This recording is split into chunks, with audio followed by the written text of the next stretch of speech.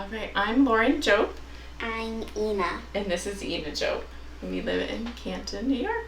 Today we are making Bissap, a juice that we learned from Ina's family in Senegal, where my husband is from.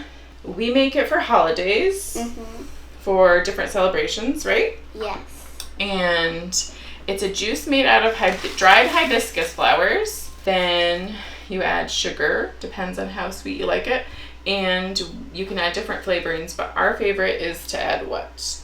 Mint. We like to add mint. We finally established a lot of mint that took over our front yard, right? Yep, too much. Well, the girls we found liked to eat mint. Yes. So we'd start with just a plant, right? And then you had to learn it the hard way. We had to have a kid's pot and a grown-up pot. And then finally last year we put it in a bunch of different places in the front garden. And it has really taken over, so now we don't have to limit the girls snacking on it. Yeah. I learned from my sister-in-law who lives in Senegal. So it was one of the things I loved to drink when I was visiting there. So we would, anytime you went out to a restaurant or to listen to music or something, it's on the menu everywhere you go. Or any gathering that you get together with. Yes. Senegal is a mostly Muslim country and they don't drink alcohol. So where you might take like a bottle of wine or take out some beer when people come over to visit, they get out juice. So there's a few different kinds of juices and Bissap is one of them. So I measured it out again. She said about 1 liter of water. So I was just doing about 5 cups of water, which I did get a cup out. I'm sure that every family has their own version and every neighborhood has like their juice source also. Some families are the juice makers. Instead of doing the whole process yourself, they will just have bottles of juices made that you could go buy for a party or something like that. Okay, so you just boil the water, just like when you're making tea. That's where it's going to be kind of like a distinction between a tea or a juice. So you boil the water, and then once that's boiled, we'll put 2 handfuls of, which I measured out, which is probably about 3 cups, not like packed in, but 3 cups of Bissap flowers or hibiscus flowers. And you can order these different places, I think. I don't think it's just, we've just usually, anytime anyone goes to Senegal, we bring back a big supply. So that usually covers us. So for each of the girls' births, we've had like a big christening. Sometimes for their birthday, they want to have a Senegalese meal. So we usually have it for celebrations, right? It's nice for us that we can't go to Senegal all the time. So that connection to their culture and their heritage is nice. My husband just likes to have a little bit sometimes in the evening. So we do have it usually in the fridge of just, the girls will have a little bit in a cup as a treat. Yes, but we do not eat it because it is too sour. Oh, sometimes it can be a little tart. That's why some people put a lot of sugar in it. Yeah. It's a kind of juice I realized comes from a variety of other countries too, that they make of their version of it.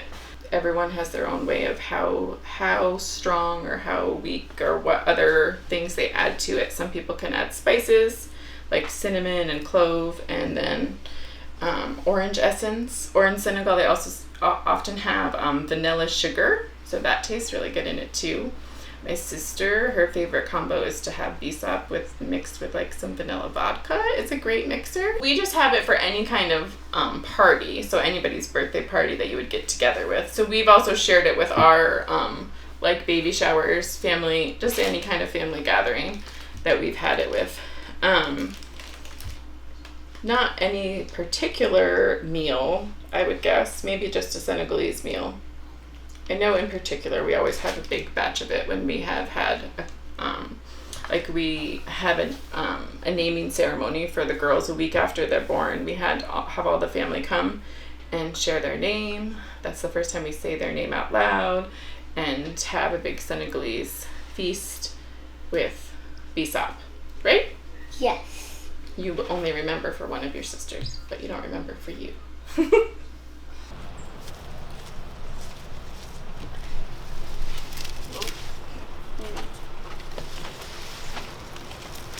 this is peppermint.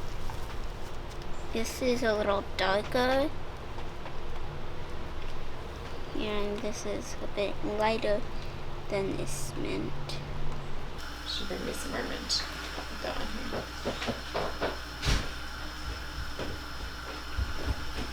Holy moly. I know, too much. Okay, just put it right here though.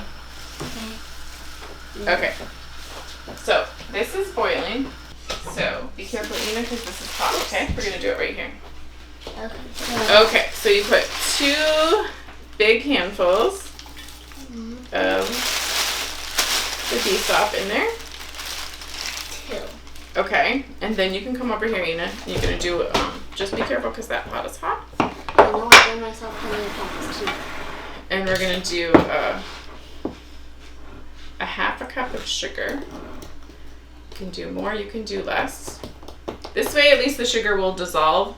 But in Senegal, what they would do is maybe boil off a little more water, and then when you put it in the jar, you would put the sugar here, put a little boiling water, then put your juice in instead of putting it in there, because you can make it a little sweeter and you can still dissolve the sugar. So either way works. For me, it's easier just put all in one pot. Right? Yeah. So we'll stir that a little bit. You don't want to burn on it, so I just stir it to sort of melt that sugar. And then you just put a whole bunch of mint in. Mm-hmm. Watch your hands on that pot. I will. This needs a lot of mint. You can tear it up a little bit so it...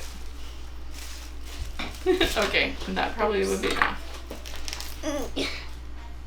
This is hot. You know what? I'm just gonna put that Okay, maybe we don't need the sticks. Okay. Okay, and then you just stir it in. Yep. Right? Mm-hmm. And then you put a top on and you leave it overnight. And that's that. Mm-hmm. Right? Yeah. So this is a pot that I did last night and left it overnight that has the mint and the sugar and the Bissap in there. So then I would just drain it into a jar. And it will stain because it's really strong. Yes. So I'll try to do this gracefully. Do you think I can pour it in here? So it's a really beautiful color, right? Yes. But it's not blood. It's not blood. No, it's not. So it will stain your counter or your clothes. But you don't want to have it. Yeah. And you can also like rinse because you can have this stronger, you could boil it down to make it thicker, like a syrup to add to things. We also like to add it to like sparkly water. Not me. And then you can also reuse and reboil that, and you can get like a weaker version that my husband will also drink. When tea is usually hot, but this is traditionally you drink it cold. Yes, so we put even better. more mint in there, right? Yeah. Like in our family, the more mint the better, but it totally depends on your taste. And then we would stick this in the fridge. Yep. Until it's cold. Mm-hmm. Doing a lot? Yep. Okay, let me see if I have a lid. And then we would stick that in the fridge overnight. And there's one in there. Yep. And also... Should we try the version that is done? Sure. So let's see. And of course the girls, because they like as much mint as you can have, they would usually probably put some mint right in their cup.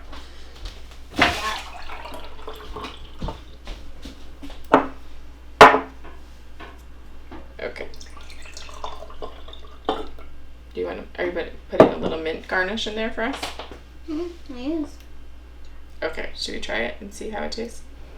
Cheers.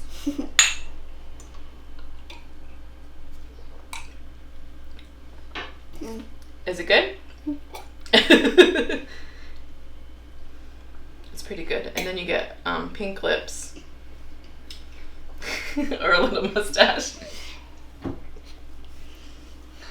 Thank you so much for letting us share this with you. This is important for us, for our family, to connect to our family's culture and the traditions. And we're grateful that now we have an established mint growing in our yard, that the girls are able to watch it grow and go pick it and add it and really be a part of creating different dishes, but especially this Bissap drink that they like to enjoy as a special treat.